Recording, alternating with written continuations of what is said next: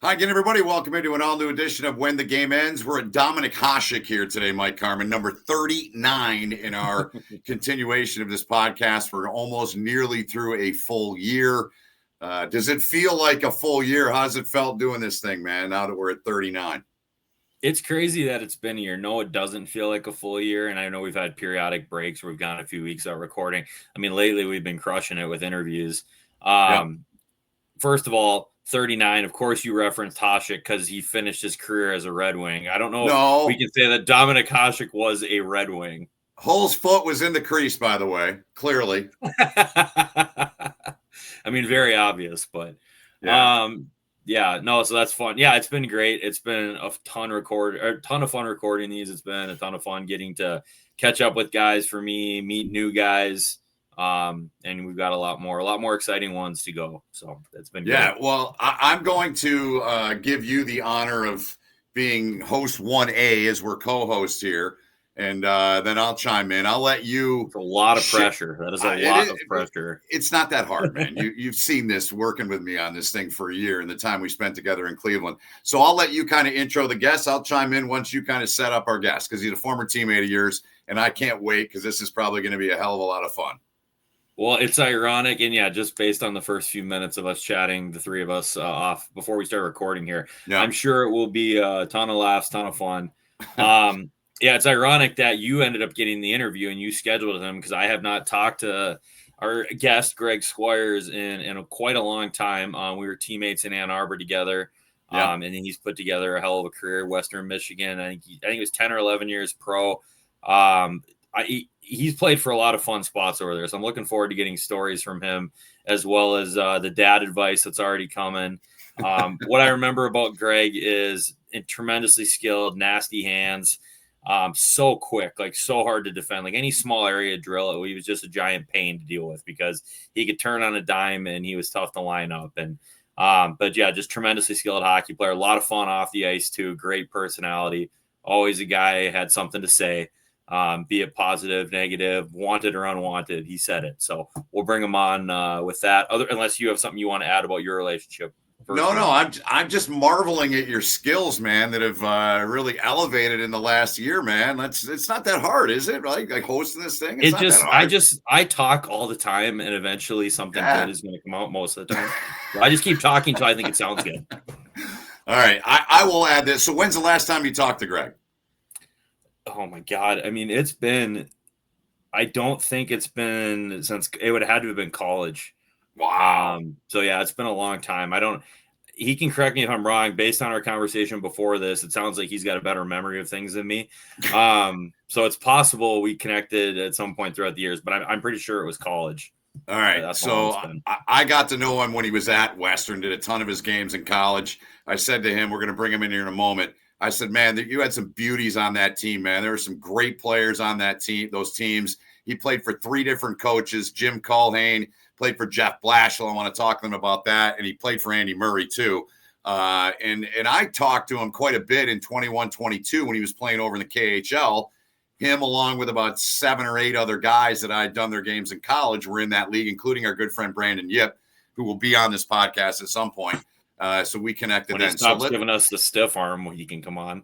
Yeah, I mean, come on, Yipper. I mean, let's go. So let's bring Greg in here. So, Greg, great to see you, man. And I'm going to start this way because, as I've told Carmi, and he knows, like, listening is one of the best skills when you're an interviewer. And I want you to expand on you wearing number 87 before it became truly famous. Yeah, I mean, that's so funny. I mean, I was looking at this USA jersey a couple of weeks ago down in the basement. So I'm trying to get it framed like Carmi over here, and I was like 87, and I was like, I remember it. We had to pick high numbers, and to be honest, I think it was just given to me. Like I think I just showed up and it was in my stall. I think I had a couple options. It's before I really liked the number 88. And thank goodness I didn't take it, right? Yeah.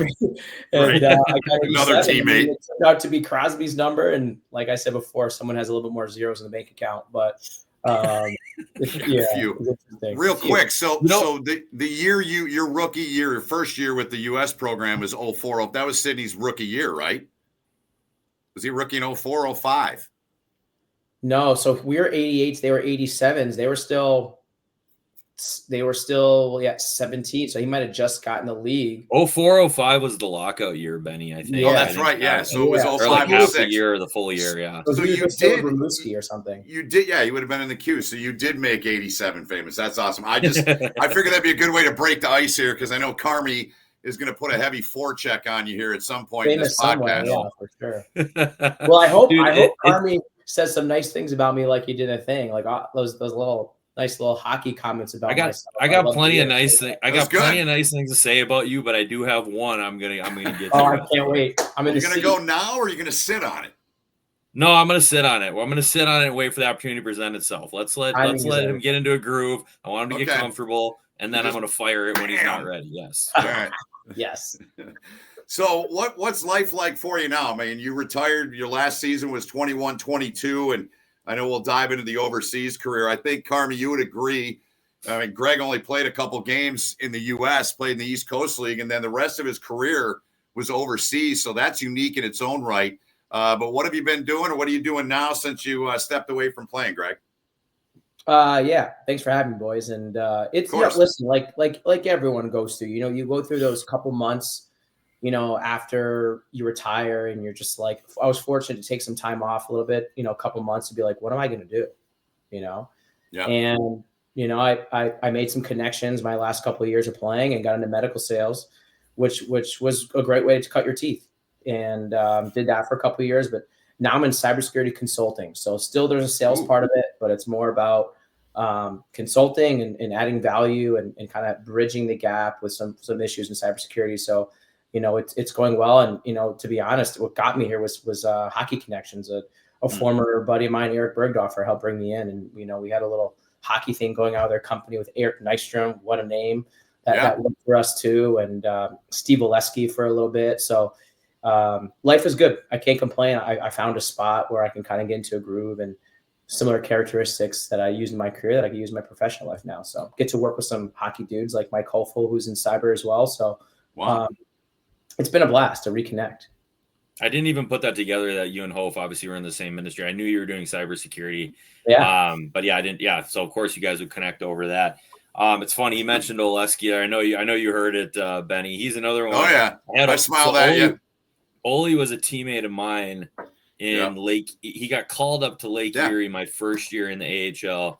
And then 2 years later, or excuse me, the next year I got traded to Hershey. The year after that, they signed him in the off season. And I texted him, I was like, hey, dude, you want to live together? Because I had a house back home, and I was like, I'm not looking to pay a full rent wherever I'm going, so I need a roommate. And so we ended up rooming together, and then he got called up to the Capitals that year. Yeah, he's a great guy. And now he's married to Hulk Hogan's daughter. He is. Unreal. Yeah, he is. What a story. Nice. Yeah, super nice people. And I live in Michigan now. I live in Grosse Pointe. So he comes back and does his little summer leagues, which I skate in. I used to skate in when I was playing. So man, it's been fun. It's a transition. Like everyone knows, Carmi, you went through it. We all go through different times, and you find ways to cope and still be competitive with yourself and others. But it's been great. Can't complain. What? So you said you got into medical right away. So that's what I do as well. And again, got it through a hockey guy out here. Or I got connected through that network, and I actually work for a guy who played at the Badgers. So nice. It's just funny how it all comes full circle in the hockey world. But so how did you get into medical? What when you got done playing, was it like, hey, I've got an idea, I want to go into this, you'd already been talking to someone? Kind of walk us through how that transition went. Yeah, cool, man. I mean, as you know, a lot of hockey guys, former athletes, guys you meet at college, work for Stryker. I went to Western Michigan, home of Stryker, Kalamazoo right there. Had some buddies that worked in there, and Phil DeSimone, guys like that transitioned and were doing really well. I was just started ask around, and to be honest, it was kind of fate. It was the summer one day hanging out, met some buddies at a pool, and they were doctors. They were orthopedic surgeons, and I was talking to them about my life after hockey, what I want to do. And they were like, hey man, I would love for you to be my rep. I was like, I didn't even know what that meant. I was like, sure. And you know what? He connected to 3 companies. I got jobs in a week. It was so funny. So ended up joining a small little distributorship with an orthopedic company called Exact Tech. And we competed with, we were total shoulder arthroplasties and hip and knees. And rocked that for about a year, and it was great. But honestly, it wasn't for me. The early OR mornings and stacking trays Friday till 6 o'clock wasn't for me, man. I saw stuff myself doing other things, but it was a great way to start, and I learned a lot about account management and getting what people need, kind of reading the room, and then being detailed, because you can't mess up. As you know, you're in the medical device space. If you mess up, you are done. It's like a turnover on the blue line, and then the boys. Yeah, there it is. Right? And then Heinze's on the bench, like, come here, Squires, sit right here. Sit right here. Have a seat for the rest of the game, buddy. Which we heard a lot, right, Kermie? So. Oh yeah, definitely heard that one a lot. It's funny. I wrapped up my career with Heinze in Wilkes-Barre. Come on. I did not know that.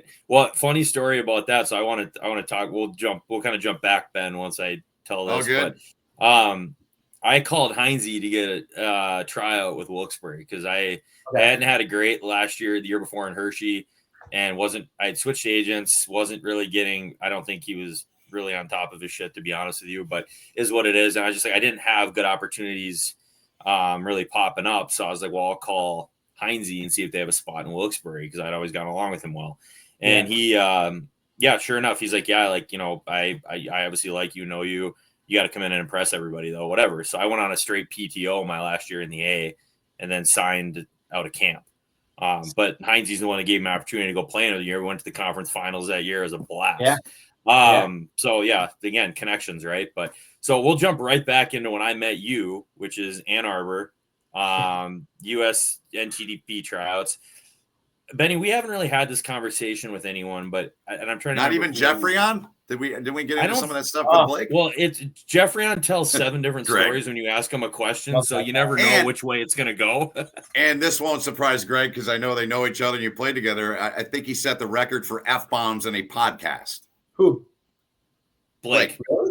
Jeffrey. Really? The Southern Belle? The Southern Belle.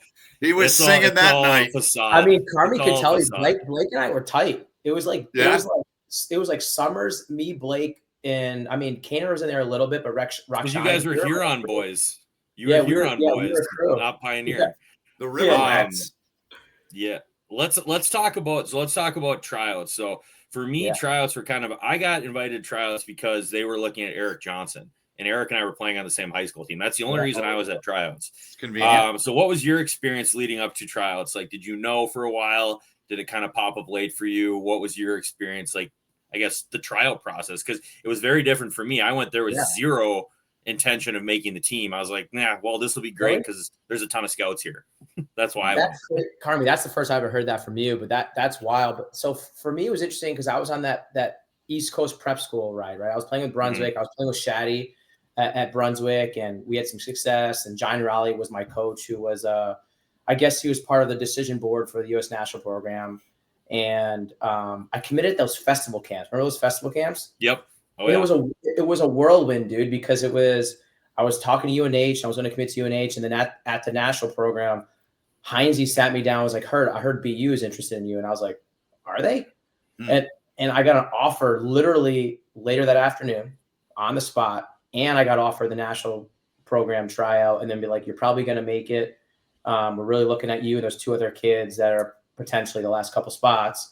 We've been watching you over the year, and, we saw you play at Brunswick and talk to your coaches and talk to some of your teachers. I was like, oh, that's scary. And that's what it was like. And then it was like I told you, dude, like, I don't know, like remember those old USCHO, that website? And I was like, ranked the forums. Yeah, I was like ranked 4th forward in the nation coming into camp, which is crazy. Kaner wasn't even.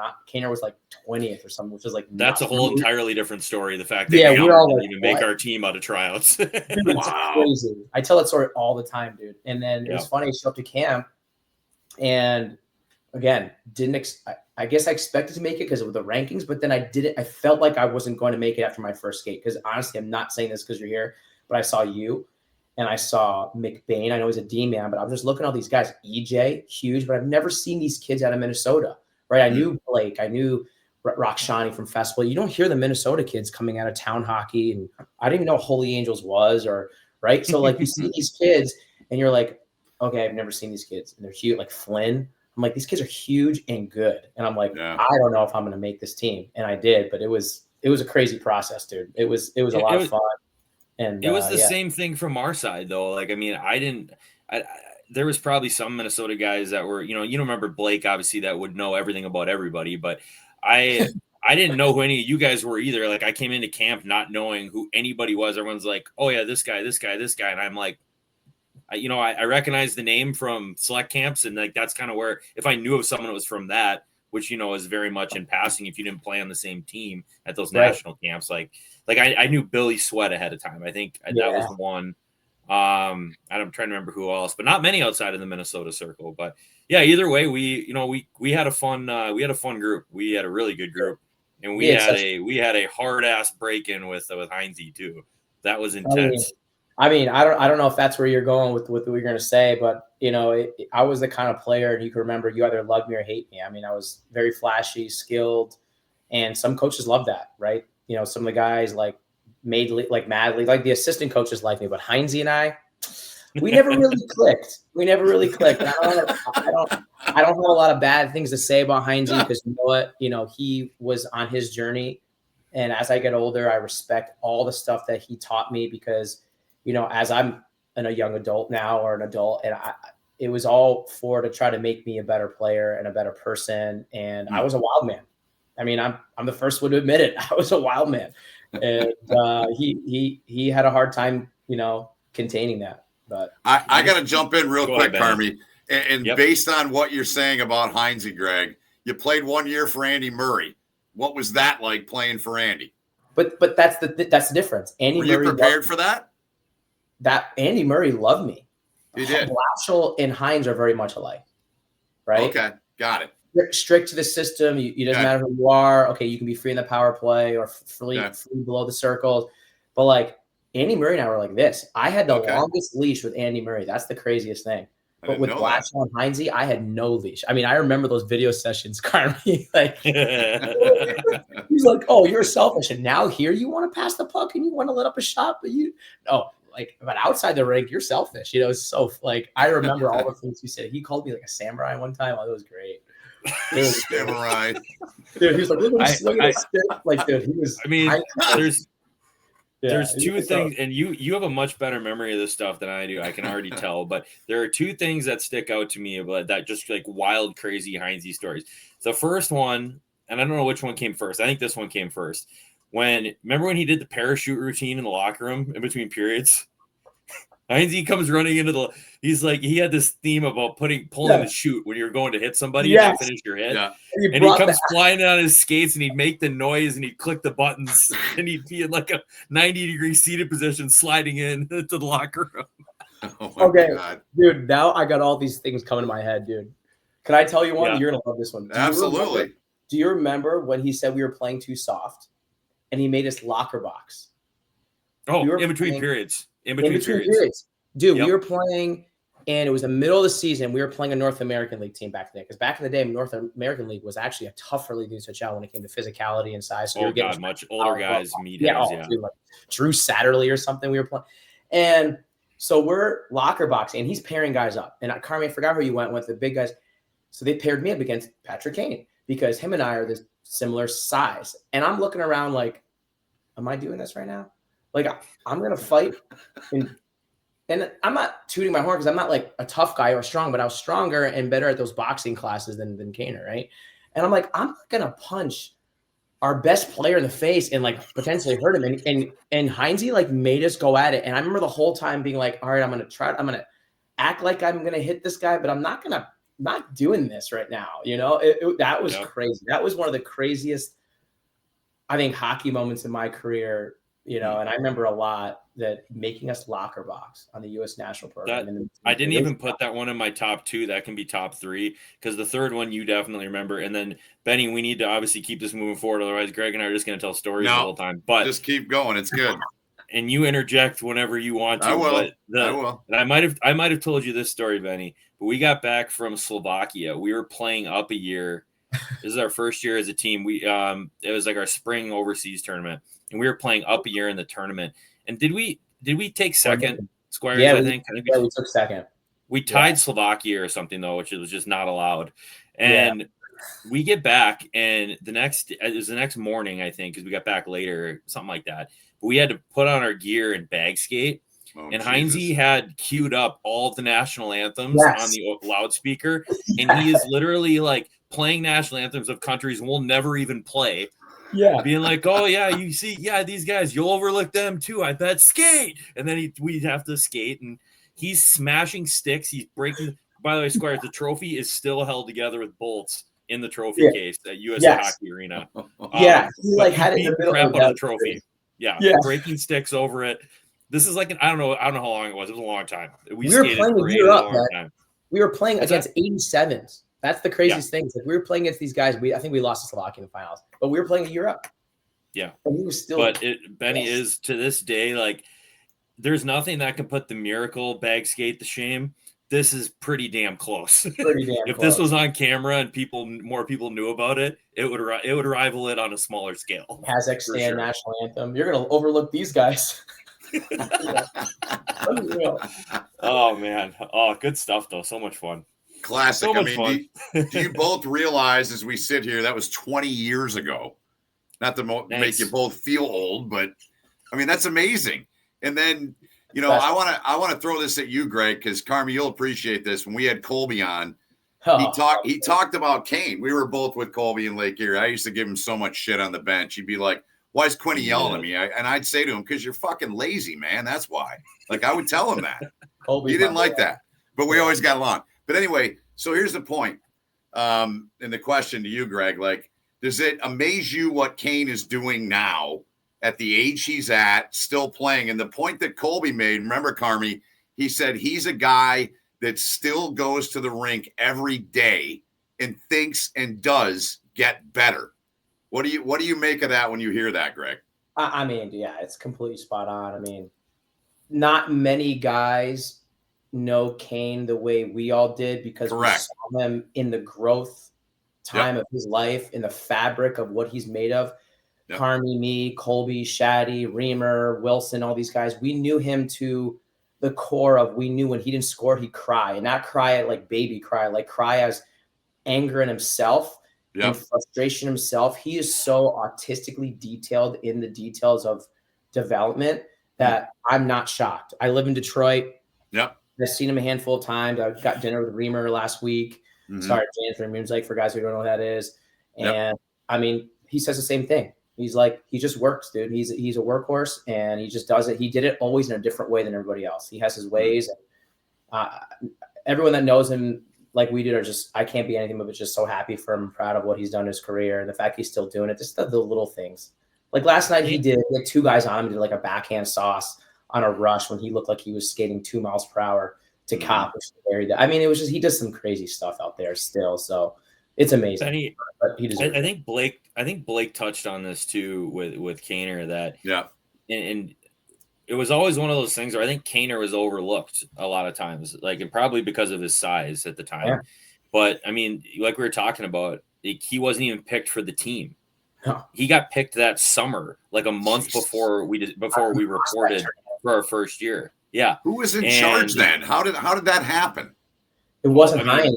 It was the scouting guys above Heinz. I forgot their names. Wow. We probably even shouldn't. Would it have been Kenny Martell? No. Yeah. It probably was those guys, and then the other guy, Ryan. Remember Ken? That's who came to watch us play. Anyway, yeah.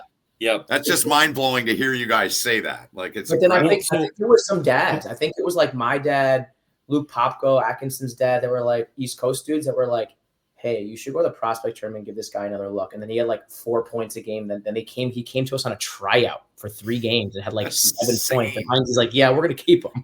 Yeah, good move. I didn't remember that he was on a tryout. I thought he just got. We went to Alpena. There we go. Yeah, we were on. Billy Sweat centered like me and Kane in a line or something like that. I forgot. I remember playing with him my first game, and he scored like first or second shift. And I remember looking back and being like, "Yeah, we got to keep this guy." Well, Benny, so to elaborate on that point, so he comes in that first year, leads our team in scoring, obviously.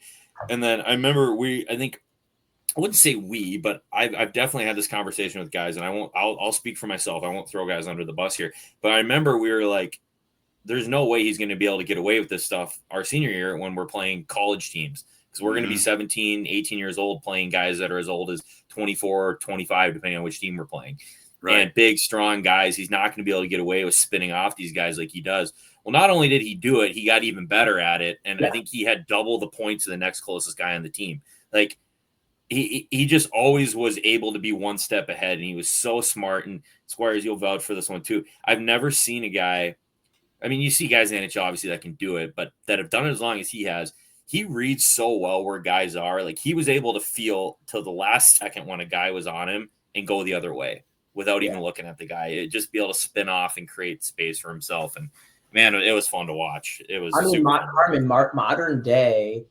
Right now, I mean, he's one of the few guys, even still, that are as comfortable on his backhand than he is on his forehand, because he practices and he works so hard. So he had eyes in the back of his head, Gretzky-ish, right, with the way he could see guys, and when he did double team, he knew it was coming and from where and for what depth, so he could throw a sauce pass through their legs to a streaking someone backdoor. I mean, he just does stupid stuff, man. That, I mean, even in practice, he would do stuff in practice that we were just like, this is crazy, you know? Oh, for sure. But and the reason why he went to the OHL is because that year, U18 year, remember him telling his agent or his dad that college hockey's too easy because he was getting 2 points a game. So he was like, I'm going to go to London. Maybe it's more of a challenge than the O, play against other first rounders. And then he had 160 points or something.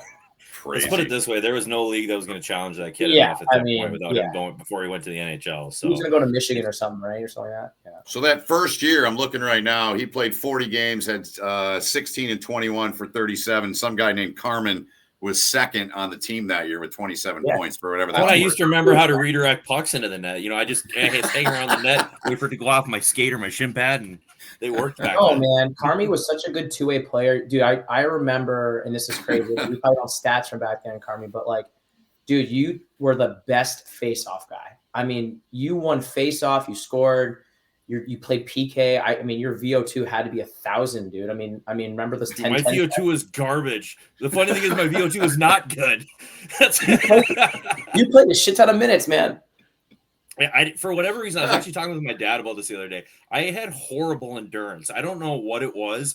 I had to work so hard to try and keep my endurance just appropriate to be able to play. Tell Ben about the 10-10 test. Oh, Jesus. I don't think I've heard this one. I've heard a bunch, but I don't think I've heard that one. You heard about the 10-10 test? That we had to do we do it twice a year. Thinking about it. So, Ben, it was 10 miles an hour at 10-degree incline on a treadmill as long as you could go. But you had to do 2 minutes. The goal was to get 2 minutes. You had to get to 2 minutes. You didn't get 2, like you were going to hear about it because that was deemed you were in good shape. Well, Greg, I had to do it again for World Junior Camp when Heinze was coach. He had that as part of the testing. I was like, 2 years later, I'm like, damn it. Welcome. I'm going to do this again. But yeah, you just wanted to get too. We had this guy, Steven Sperry, Ben, who dude, he got like 4 minutes. Like this guy, and he's an endurance athlete now, which he's like a cross-country runner. He was built like a cross-country runner. Dude. So interesting. Well, let's jump ahead a little bit. So I know, and I didn't know this, Benny, you brought this up, so I'll let you run with it. But you had 3 coaches during your 4 years. You 3 head coaches, right? During your 4 years at Western. Yeah. So what is that like having that? I had assistant coach turnover in college, but I had the same head coach the whole time. So assistant's obviously a little bit different. What was that like? I mean, it was tough, right? I mean, you got your staff that brings you in. And I get tons of minutes my freshman year, and have all these accolades freshman year. And who was the coach freshman year? Jim Culhane. So him and Mark Fax brought me in, and they recruited me in juniors when that whole thing with BU went down, and they were there for me right away. And so I got a chance right away. Play power play, first line, play with some juniors and seniors, had a lot of success. Then to Blashill came in and brought his own guys, which is totally fine. I mean, great players, nothing bad to say about them. But then I played more of a second line center role at times, and I was still first line power play, but then I would kind of like more of a role through that, those 2 Blashill years. And Blashill had his way of playing, and that wasn't the way I like to play, and I did it, but it wasn't successful for me. And when Andy Murray came in, which was funny because everyone was like, oh, Andy Murray, like super tough. He came in, he gave me a rope and a leash, and I think I became a really good player that year, which is funny. That was my best year. I think I performed, but I had the least amount of points, but I just played a really just responsible style of hockey. And we won championships that year. We won a lot of tournaments, and won CCA championship. If you remember, Ben, beating Michigan. I do. I mean, we rolled Michigan State, and Miami, Ohio back then. Yep. We were a good team, and but it was hard having 3 coaches. Every year something else, right? And new system, new training camp. New lines, new relationships.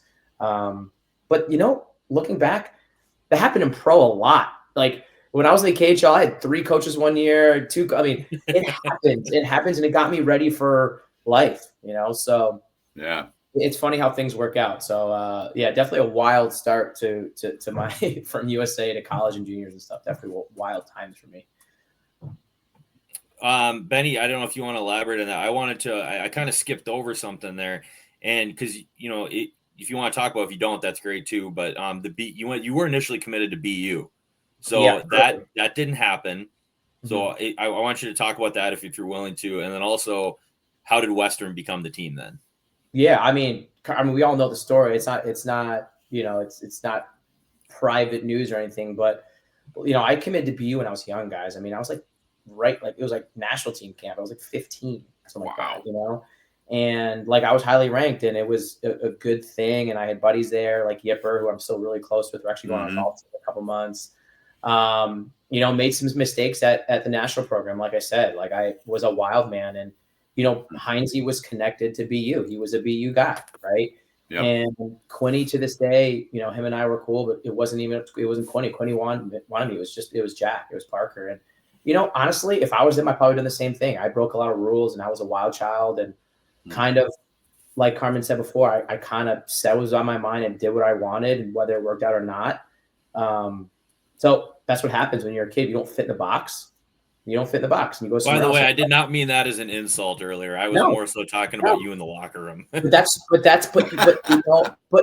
true. That's who I was, right? And I think I was like that as a person. Like I just did what I wanted, and that's not the way you behave when you're younger. I think as an adult, it probably helps me out now in professional life, but not the way things are back then. And Western was there right from as soon as BU dropped me, they started courting me, and I think it was like a trust thing, and I wanted to play.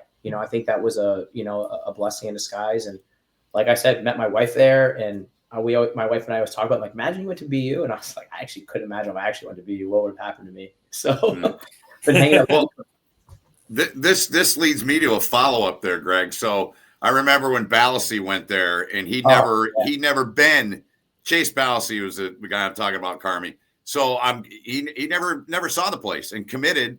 So for you, you're an East Coast guy. Did you know what Western Michigan was, or where it was, or what'd you know about it before you committed? I knew it was in Michigan, so we spent some time in Ann Arbor and really liked to really love the state. But no, knew nothing about it. Went on a visit and got to meet the guys, and I was like, oh, this is gonna be fun, So, and I just wanted to play hockey. If there was one thing that a lot of guys can say about me is I was whatever, but I'm a hockey guy. Love to play. That's all I wanted to do when I came in. Didn't want to sit the bench. I wanted to play freshman year. And Western Michigan was in a rebuilding phase, and they were like, "We're gonna bring you in as the highest recruit we've ever had coming out of USHL or national program. We need help building this program." And I was like, "Sure, but I want to play freshman year like as much as I can, like we are." And I guess it worked out. They've got some good recruits from there, like Chase and Shane Birschbach and all these guys, Walters and DeKaiser and Tennyson, and we turned some stuff around there. It was a really good 4 years, and I try to get back once a year and bring my son and his hockey team to go see some games. So special place. You read my mind. Sorry there, because I saw a picture of you at a game. I think it was last year, maybe dropping the puck. I mean, we follow each other on Instagram, so I always see what you're doing there. So the question is, and DeKaiser's been on. I was pretty tight with Danny too, and Bershi. We should get Bersh back on too, and my guy Dennis Brown. He's going to be on with us too. And what a great crew you guys had. I know how much it meant to you guys as alums, man, to see the team last year. I'm friends with Owen Michaels, know Owen a little bit. Cool. And as a Michigan guy, it was cool to see, I'm a Spartan at heart, and they have the last, Big Ten schools, Michigan State, to win in 2007. It was cool to see Western finally do it. What did that mean to you, Greg, being a proud alum? Oh, it's everything, man. I think it was all those moments coming together, and part of me wants to say that wasn't you. You didn't win it, right? You didn't do it. But then there's that part of you that was like, you know what? Well, you were part of the rebuild. Yep. Verschwaller was there. JJ Crew was in that class with me. That's the assistant coach now. Yeah. And I'm telling you, like, it was that feeling of we were one of the last place Division I teams my freshman year coming in, right? Yep. Then next thing you know, we're making playoffs our sophomore year. Then third year, we're ranked top 10, finished 8th in the country, make the NCAA tournament. Then last year, the highest we were like 6th, again, made NCAA tournament, won the CCA championship. And then it was like, you saw the build. And when it happened, it was almost just like, I'm so happy for Fersh and for JJ for writing it out and making things work, and not a Big Ten school with tons of money or NLI money or whatever, NIL money or whatever it is. It was just a special thing. So for me, I just couldn't be happier and watch it with some buddies. And I'm still tight with DeKaiser. I ran a camp with him last week. So I saw that. Yeah.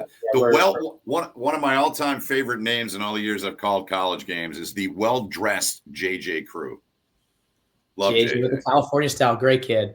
Yeah. Happy for him. Just, always been a quiet, just thoughtful guy, and, not going to blow your socks off of what he says, but it's his actions, and super hard worker. Always was such a hard worker and a student of the game, and super proud of him and all those guys there. And hopefully Dennis Brown gets called up, because I think that he would be a really good addition to the NCAA program. He's head coaching the club team. The club team there. Yeah. And there's good people around that organization. So it was good to see. Cool. If it means anything, when my Gophers got eliminated, I was cheering for Western Michigan from that point on in the tournament. So I was definitely rooting for them. Ugh, gross. I can't root against I can't root for Denver. I certainly am not rooting for any of the other Michigan schools. No offense, Benny. It's all good. Or North Dakota. How'd you leave them off the list? We've had like 5 NODAC guys on here, Greg. It's torture saying. for this guy. Oh, yeah, I know. That goes without saying that I won't ever root for North Dakota. We were actually joking about this the other day. Hang on real quick. We were joking about this the other day. It was Melissa and I forget who we were talking with. And they were like, what if your kid is fortunate enough that he's able to play hockey at D1 level and he goes to North Dakota? And I go, I'm going to have to find the ultimate blacked out quarter zip where you can't actually see the logo because it's stitched in black too. And then I'll wear my Gopher shirt underneath.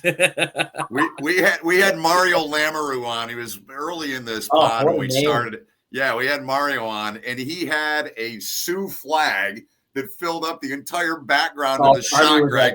And then we had his sister. We had Monique was on with us. Yeah. Yep. And she's like, "Oh my God, he was so worried about getting that flag framed up just to taunt Carmi."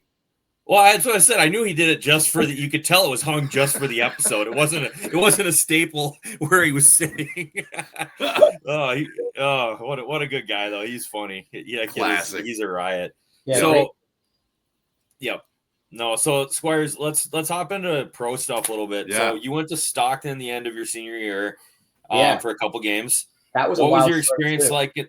What's that? That was wild too, because you remember that was the year of the lockout.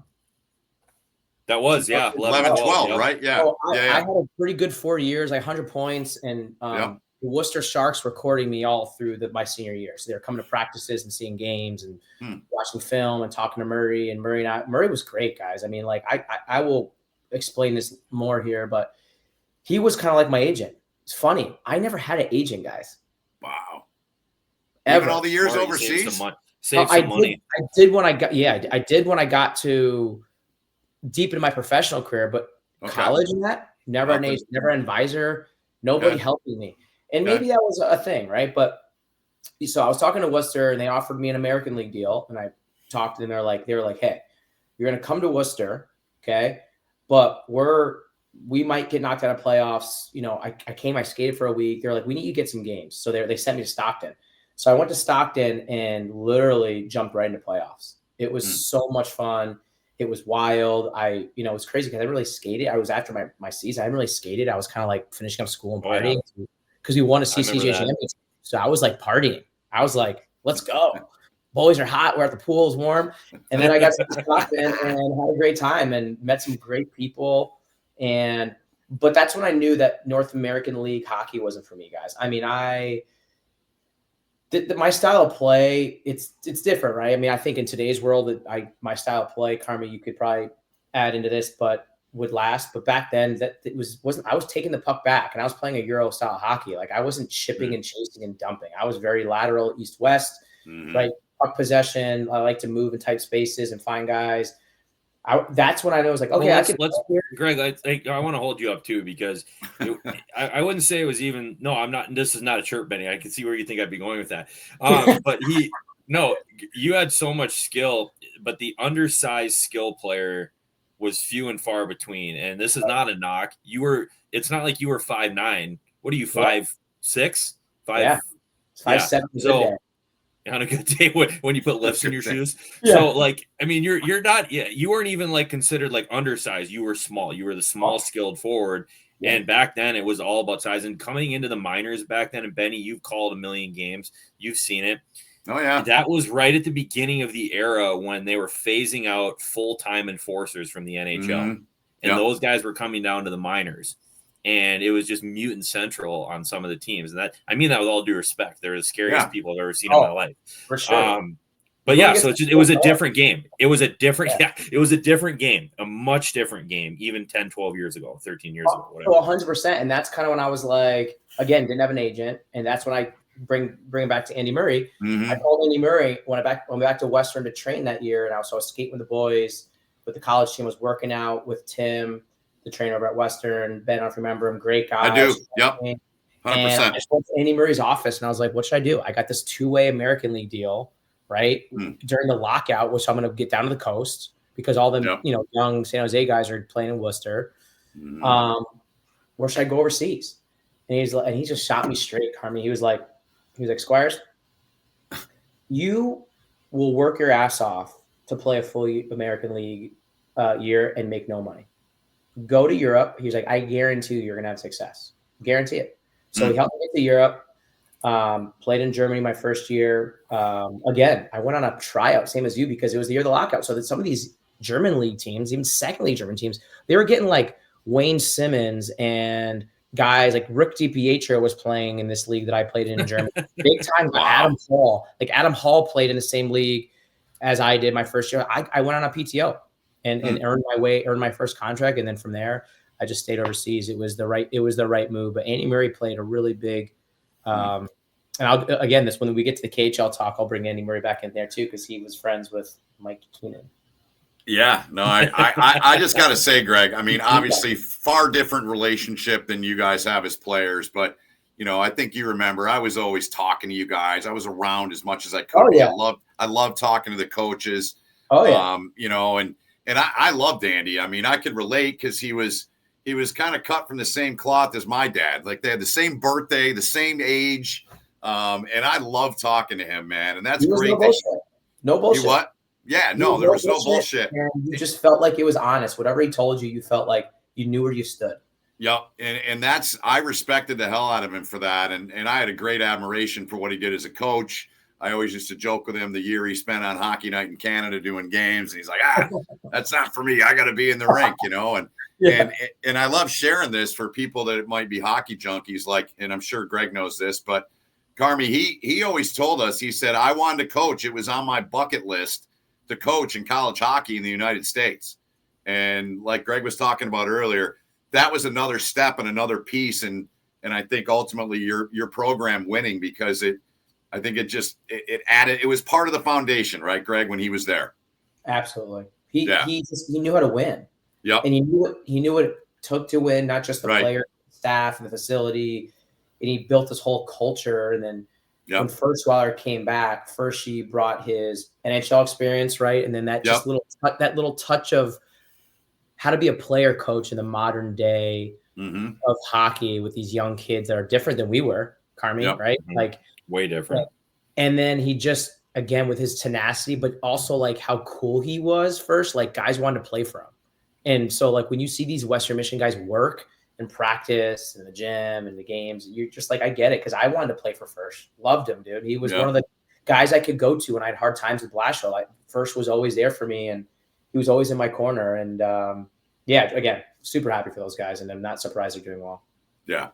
Carmi? Yeah, that expression, playing for the coach, like it gets overused, the running through the wall for a guy's speech. Like that's used so much. And if you are truly a coach that can do that, I mean, and you look at all the teams, especially at the NCAA level, you look at some of the coaches that have won recently, and that's been 100%. Like, you can just tell, like, those coaches are guys that the guys absolutely love. They will do anything for. He's got their ear, meaning that he can coach them, he can push them. I mean, it's really. I mean, you look at who's the one? Dave Carl, right? Yeah, Denver, yeah. Dave Carl at Denver, right? And then I forget the coach. I'm so bad with names. The Quinnipiac coach, Montgomery now, and Montgomery too. Over him. Yep. So just guys like that. I mean, it's truly. I mean, that's, you have to coach differently, and I'm freaking guilty of it coaching my AAA team. Right? I still go into old school mode because I can't help it. But it's it's really is what it is. You have to have a player's coach. You have to be a player's coach. The old school is gone. And that's probably a good thing in a lot of ways. I mean, some of it probably needs to come back more, but some of the stuff that, even we went through, in various coaching situations, it's like unnecessary. You shouldn't be afraid. Afraid is maybe a strong word, but you shouldn't feel like you can't have a conversation with your head coach just in passing. Like, it was almost more of like that intimidation. You're up here, or I'm up here and you're down here. Right. And I mean, that's not the way it is anymore. You look at all those coaches that have success. That's cool to see. But you are scared to make plays, and you are scared to go talk to them. That is true. Being scared is the right word, whether it's wrong or right, and whether it's the right. I was scared at times in the national team to make plays, and that's who I was as a player. I had to make plays for me to get inside the game. I had to make a nice play, to make a nice pass, but I was scared. The system didn't allow me to, and old school coaching was like, you turn the puck over, you sit, right? I mean, that's not a way to develop players now. No. I mean, back then, for sure. Not now. You can't do that with these kids now. You turn the puck over. If you feel like he was trying to make the right play, you tell him to do it again. Try again. Well, maybe take another step. Maybe get over the blue line first before you do that, or maybe a couple steps before the blue line. Don't do it at the blue, but you would try it again. Here you go. Double shift them. It's more like that, right? Yeah. We didn't have that back then. And honestly, I feel like if I was one of those kids, I might have had a little bit more of a leash to play. Then I think I could have done some more things. But listen, this is the way it is. And some people like thrived with the harder coaches back then too. Some people like to get yelled at. Yeah. Well, let's put it this way. I got yelled at enough throughout my years playing. Like, it's so funny in the professional world when there's a meeting or whatever, and the tone is deemed as intense or harsh. I'm just like, whatever. Like, it's that people are like afterwards, they're all nervous. And I'm like, have you never been yelled at before? Yeah. Like, what's quota? Like, aren't you nervous about quota? I'm like, not really. I mean, when you play hockey, if you didn't get good points, you weren't getting contracts. So you're not being able to support your family. That's pressure. Yeah. Quota. Yeah. Well, guess what? If you're not hitting quota, you're not getting paid either. So it's like, that's what we're in this for. We're in this for the harder I work, hopefully the more success I have and the more I get paid. It very much relates to professional sports. Right. Yeah. If you can't hit a quota, don't be in sales. 100%. Where was your favorite place you played in Europe? Because you played in a few spots. Yeah. I mean, if I had to pick one, you weren't there for a long time, but just me looking at the list, I would guess playing in Austria had to have been the most fun. But you weren't there very long, so maybe I'm not right. No, man, it's so yes, in ways like there in Switzerland when it comes to the views and all that stuff, 100%. Graz, Austria is beautiful. Lugano, Switzerland is unbelievable. But when it comes to all encompassing, Shanghai was awesome. I mean, the relationships I built that year with Wojtek Wolski and Yip and just the guys we had in that team, those times are awesome. And then the stories with Keenan I had, I mean, we don't even have time to talk about all this. Like, we almost have to do a part 2 because the occasional stories I could tell you guys that seriously, and they're like, we can talk about here that are nothing too crazy, that are just so good. Shanghai was awesome. It was awesome. Well, now we're going to ask you to pick one and tell us. Now you got to go. Now you got to give us a couple, man. Okay. Give us a teaser. So as you know, long road trips, Shanghai to Moscow. I'll speed it up, and we're on a heater for us. Which we got a 4-game win streak. Mike Keenan is our head coach. We called him Keen Dog, and we just won in Moscow. Keen Dog. We just won in Moscow, and when we win, he would give us bonuses in cash. And so we're on the bus, and he goes, "Everyone, be quiet." And after we won a game, he's like, looks back, he goes, "Double bonus," and everyone starts going crazy. So we get on the plane. Everyone's drinking, having a good time. We land in Latvia, in Riga, Latvia, and it's late, guys. It's like 2 a.m. And the boys are like, we're going out. We have a day off. We have 2 days off. I've heard that city is awesome. Bro. So we're on the bus, and he might have had a couple beers, and he walked on the bus, and this is weird, but great. And he goes, hey, boys, Squeeze says curfew should be like 4:30 tonight. What do you guys think? And he's like, yeah. And he looks at me. He grabs my ear like he's like my grandpa. And he goes, you guys got what Squee wanted. 4:30 curfew. The boys just start going nuts. We all hopped off the bus. We went out. We walked by him. He threw his credit card down at the bar. And when we went to the bar, the bartender goes, hey, so your coach knew you guys were coming in because Latvia is not that big of a town. He goes, drinks on your coach.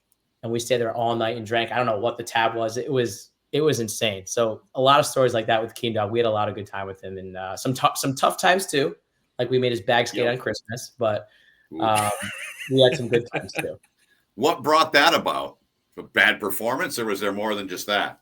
Losing streak. Put his chair in the middle of the rink in Shanghai, and we skated on Christmas because Russian Christmas is January 7th, so we had a game on the 26th. Right. Yeah. He just bag skated us on Christmas morning. Like we literally just and he just sat in his chair. That's so awesome. That's that's like more than my Keenan stories I would expect, not the other one. But what sounds cool about that though is like when things were going well, it was one extreme or the other. Things were either going awesome or they were going bad, and you were gonna have to deal with it. So he would fire guys accountable that way. What's that? I said he holds guys accountable. Oh, absolutely. Sometimes he was random too. Like he would fire guys for no reason, like just to send a message. Like he hated Euros, like he hated Swedes. It was so funny, man. He made some Swedish guy literally get from the plane, like the airport, all the way to Shanghai to the hotel, and then fire him and pack his bag so he had to get his stuff and then go all the way back. Like he could have just fired him and he just let. Like he did some stuff that was like, but he hated Euros, man. It was kind of for us. It was funny. Because it was like, that's nuts that you do that to somebody. We just got so used to it. He fired every European we had in that team except for the goaltender. It was a wild year. It was great. He got his way one way or the other, Benny. Oh, yeah. Sounds like it. Well, this is actually a perfect time for, speaking of being held accountable, I'm going to hold Greg accountable. I am more at fault in this story than he is, but I'm still holding him accountable. Greg. I'm still holding him accountable. Greg, it feels weird calling you Greg. I got to call you Squires or G Squee because Greg is just weird to call you. Very official. Do you remember Finland tournament our senior year? Yes. I had a feeling you were going to bring this up. Unbelievable. I told Benny as soon as we got you on, I was like, I'm going to figure out when I'm going to fire this story at him. Dude, so I'm going to lead in with the story, and then I'll let you take over. So we'll get your perspective. But for our listeners, you talk about, not great decisions being made, but also being in high school. Can't chew tobacco. A lot of guys chew tobacco. And, especially hockey culture too. And the crazy part was probably 2/3 of our team did it. Oh, yeah. So we have these condos that we're staying in, a super nice, like, hotel suite type thing we were staying in Finland. So there's like 4 of us to a room. And Heinze would usually do curfew checks. Well, it's probably 20-30 minutes past curfew. And I'm like, I want to go to bed, but I also want to have, my nighttime ritual.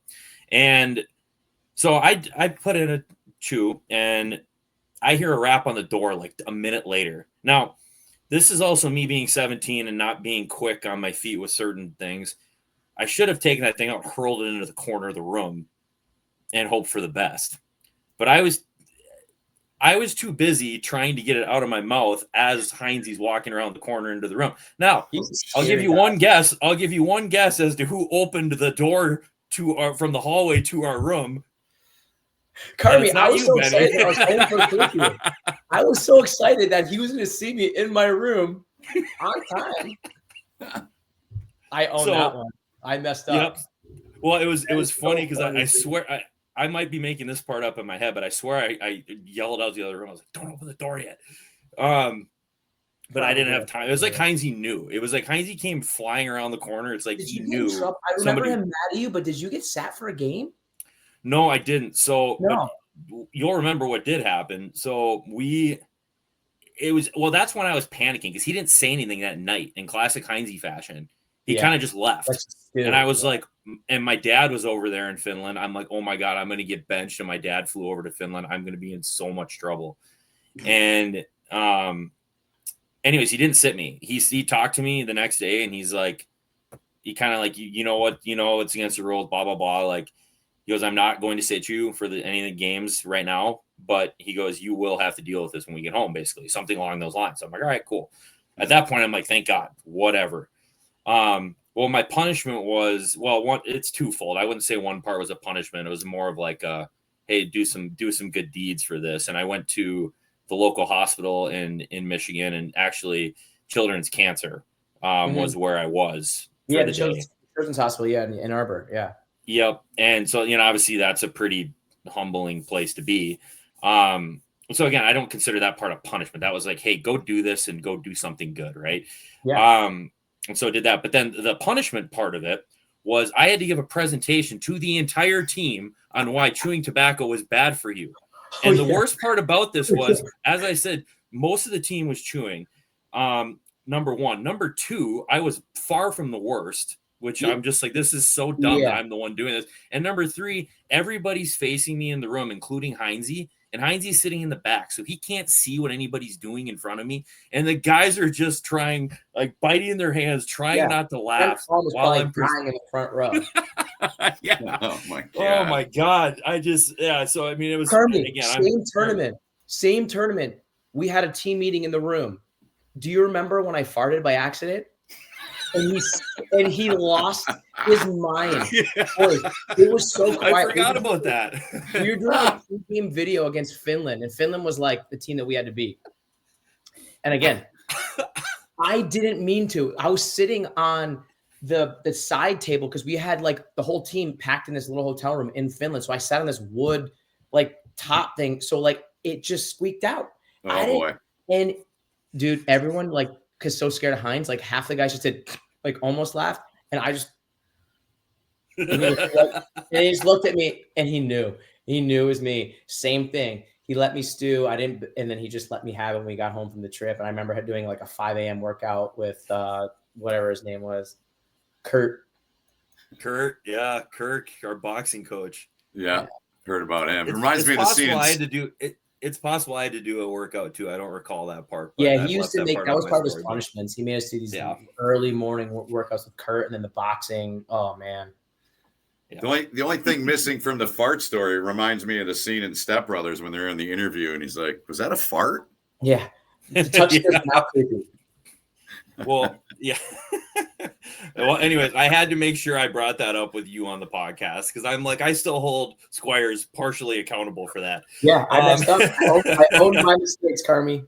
That's awesome. No, I guess we told a lot of stories on this one, which I, like I said, I love that part of this. And I do want to kind of get twofold question. Benny usually asks this, but I want to ask it a little bit as a two-part. Number one, you said you were able to, kind of get into the job market pretty quickly through some good hockey connections. But when you left the game, number one, did you struggle with that initially or were you ready? And number two, what advice would you give to someone who is preparing for that transition, whether it be out of playing, coaching, changing career paths, whatever it is in life? It's a great question, man. I mean, if you guys remember, I retired once, took a year off and came back. So I remember that. Yep. And so they got the team back together, that was really good our first year, almost made playoffs too. So we got the band back and re-signing the KHL after a whole year off working medical sales is a grind. I mean, I got back in shape, but like game shape and getting hit. But I came back with an attitude of knowing it was my last year. So I dealt with a really hard 5 or 6 months after retirement the first time mentally, like needed a competitive edge, couldn't find it. It was hard, man. I had a hard time. But the second time I retired, I was ready. I was like, I'm going to go to practice every day and enjoy it. I'm going to be the first one there, the last one. I'm going to drink coffee with the boys. I'm going to work out as much as I can. I'm going to stretch, treat my body right. I'm going to enjoy. I'm going to go out when I can, do all this stuff, right? So good. I was ready to go. And I think the biggest advice is if you can control it, be prepared your last couple of years on what you want to do. read books, talk to people, network. You got to network. You got to talk to people, what they're doing, what makes you happy. Go and spend a couple weeks in medical sales in the OR room, or with someone that's in IT, or if they're going to go back to school. I know Sam Lofquist went back to school. Super proud of him. He's gonna be like a dentist. Like, in trial, do it. Trial by fire. Like, try to get used to what real life's going to be like that, because there is a transition when you're done. So I luckily did that, but yeah, it's always hard. And to be honest, I mean, I've been out for 4 years now, I think, which is crazy. I still have my moments where I miss it, and I have conversations like this, and it brings me back, and I'm like, man, that was special times. And I miss the locker room, miss the times of boys, and it's hard. I talk to my wife sometimes. It's hard. I'm a hockey guy. It's what we always did. And I think the way you can keep on to that is just knowing that you did it, and reliving those times with your buddies and stuff like this keeps you in it, and super special. But you got to move on, and it's hard to, but you got to, and just dive into that next life, because you're more than a hockey player. Yeah. Dude, it's a part of your life, right? I mean, it's a chapter in your life, right? It's a chapter in your life, but you always move on and use those skills. But I always tell these guys I have a hard time getting out of hockey, and they just want to be coaches when they're done. I'm like, dude, you graduated BU, or you have other skills, guys. Like, you don't have to be just a hockey guy. Like, to be honest, the last thing I ever want to do is coach, like, professionally, or be an agent, no, I didn't want to do that. Those guys are miserable. No offense. You're right. A lot of them are. The job's hard, guy. The stress and you can't even control the outcomes as a coach. It's hard. So my advice to people is, like, find what you want to do, try it, and then once you do it, dive in, because you're more than a hockey player, and you can do other things. Like Carmi's in medical sales and being successful. A bunch of guys are successful, I know, like, after their careers. You can do other things, and you just have to trust it and dive in. Man, it's such a good feeling when you reach that point of being able to be appreciative of, like, all the things that you got to live through and go through, and you realize truly ups and downs, and good coaches, bad coaches, good teams, bad teams, whatever. We were part of a group that got to do a lot of really cool stuff and experience stuff that every kid dreams of and wants when they're pursuing a career in a professional sport. And when you reach that point, you can look back on it. It's pretty awesome. It's fun to be able to, and then, like this, tell stories about it, and not be reminiscing in a negative way. Like, God, I wish I was still there. Like, reminiscing in like a very fun way and positive interaction, which is. And then you can travel. And when I go to Minnesota, I can call you up, or Hofi or JVR. Like, I can call these guys. I go back home to New York, and I connect with Shaddy and Colby and all these guys. And you always have a friend somewhere, and no one ever forgets that. And if you guys ever came to Detroit, right, Ben, like, you host, and it's like you never left. And that's the special part of being a hockey player. I tell my son's hockey team that all the time. Guys, it's about the sport for sure. You got to compete, but be a good teammate and do the right things, because you know what, you're going to look back and you're going to remember some of these times. Even when you're 11, you will remember it. And just be good teammates, because, again, you're going to call on each other at some point, and you're going to go to school with each other at some point, and you want to have those memories. So best sport in the world, man. Yep, it is. Yeah. I said to Selman the other day, I said, and this is true for you too, Greg, because I did a lot of your games and spent a lot of time around your teams. It's cool for me to see you guys all, get older, and, you're done playing, and to hear how well you're doing. And, Carmi and I always talk about it, man. This is therapeutic for him and I too, in our own ways. And, it's awesome to see you. And it was great for me to reconnect. You were a guy I leaned on a lot, you and Yipper, and with that Kunlun team, and had a few other guys scattered around, but it was cool to have you guys to kind of help me out. I just want to make sure that that. I'm sure we discussed that, but that was cool. I love that job. I'm still pissed I lost it. Dude. I was making $200K. I was walking 4 minutes to work. I lived a block from the White House. I didn't have to fly all the time. But Vladimir Putin did what he did and closed the place down. So I just wanted you to know that it was cool to reconnect, and it was awesome to see you and Carmi on here. You're linked forever, man. And that's awesome. And it's really enjoyable. I appreciate that, man. And it goes for you too, because I think us players, you're in the mix, and sometimes it's nice to have someone that's not a coach around to provide some kind of feedback, or just someone to talk to, and or you have us on stuff like this, and we can talk about something that's not going on during the season, because during a season it's stressful, right? So yeah, it's always nice to have someone like that, especially as a college kid, having a guy, look out to you and show that they care about you and ask questions, and it goes a long way. And I think that Yipper and I always love that stuff because we were in a foreign country. So it's nice. So it's always good to reconnect, guys, because this stuff's important, and what you guys are doing on here is important, and showcasing guys that had good careers, whatever it was, whether it's something small or big, but now they're doing things out of hockey. It's impactful because it's showing people that maybe don't make it to the NHL, play 10 years and bank 50 million, that you can still be successful and give back to your community and tell stories. So you guys are doing a really good thing. Appreciate that, Greg. It's all due to your former teammate. We texted one night last 2 summers ago, and I do another podcast here and there, but it's very loose, and I don't do it a ton. But I wanted to do something with purpose.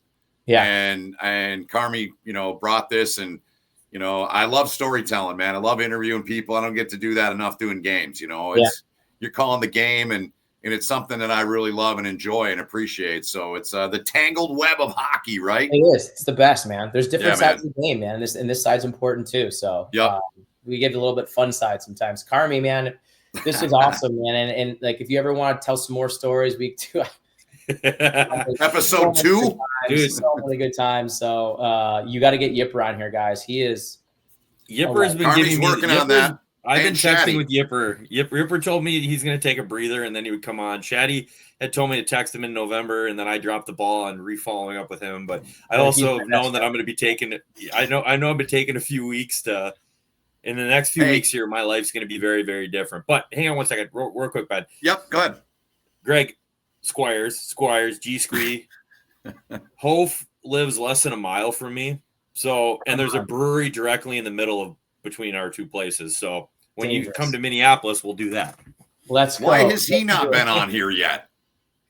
Hof, I don't know. Hof hasn't he hasn't approached me. So far, the only one from my group chat with those guys who's approaching me about being on, who I'm hesitant to have on because I think we'll get canceled, is Jimmy O'Brien. Oh, I missed that guy. I don't know him. Why would we get canceled? We had Jeffrey on, and he F-bombed the whole thing. Obi is ridiculous. Obi's the most unique person you'll ever meet in your life. Well, then we should have him on. It's a podcast. There's no rules. I'm gonna air a disclaimer before at the intro part. I'm gonna air a disclaimer that I'm not responsible for anything that comes out of his mouth. Yeah. Did you play with him at Mini then? He was on our team in Ann Arbor. Oh, okay. And then he was in Minnesota with me as a freshman, and then he went to the WHL after that. Okay, Ben, he speaks in third person, no joke. It's amazing. So he's like Jimmy from Seinfeld. Jimmy's down. That's actually now that I actually forgot for a second we're still on the air talking about this. We are. Now we're wrapping up slowly. I'll just play this clip for him, and then he'll have to come on and defend himself. He'll have to come on and defend himself. So, all right. Well, since you did such an outstanding job of basically doing what I normally do to begin the show, and I think Squires would agree with me, I think you need to put the bow on the show like we always do, and I'll hit the end record button here. So go ahead. Well, here I was thinking you were going to take responsibility for this part, and then you just throw it back to me again. I see what you did there. Go ahead. This is actually harder for me to do this part, but that's all good. No, Greg, Squires, it's been so long since we've got to catch up, man. It's been great. It was great chatting with you. Like I said, I love telling stories with guys. I love, like Ben talked about, for us, this really is a therapy session.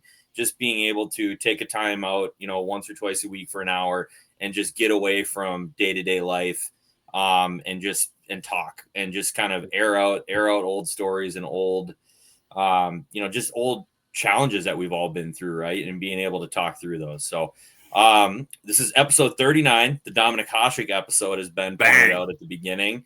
Yep. Thank you to our guest, Greg Squires, for being on. And Benny, thank you as always for co-hosting with me. You're going back to being 1A after this. I'll be B. All right. Is that it? Are we done? That's it. We're done. That's a wrap. Greg, thanks. Great to see you. Great to see you, man. We appreciate it. And we're not – I'll just say this, Carmi. We're not sure because of little Carmi that's coming out when we'll do this again. This episode will be the last one for probably a couple weeks. We're not sure, right? Fair to say. We'll see. If we have somebody on deck that we can get last minute, we might be able to squeak one in on Monday. O'Brien. Get O'Brien. Wow. Okay, I'll work on Jimmy. Oh my God. That's perfect. And then we'll never go on the air again. Okay, get hopeful then. We'll get Shaddy and we'll get Yipper when he's ready. All the best, Carmi. And Greg, again, thanks for joining us. That's a wrap on this edition of When the Game Ends. We'll see you next time. Thanks, boys.